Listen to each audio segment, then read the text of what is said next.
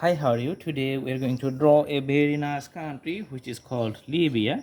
So first we are going to draw the outlines, then we are going to put the colors for the inside area.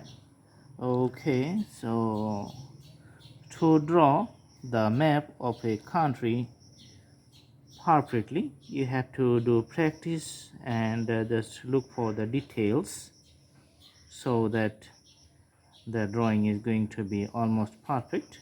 So that's why you need to memorize it and do the practice. Every time you go through it, every time it's going to be better.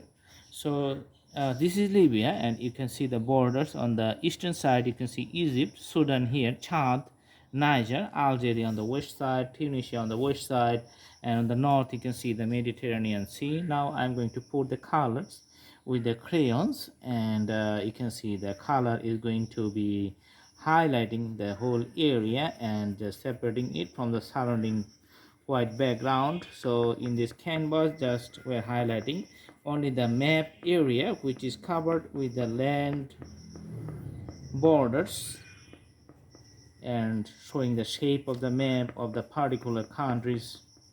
Awesome. Okay, so one reason to use the oil pastel color is that it's very easy to use and it can cover a very good area and big area within a small amount of time. So this is crayon oil pastel, and the locally available crayon is this one, Ducky crayon color. So we're using here.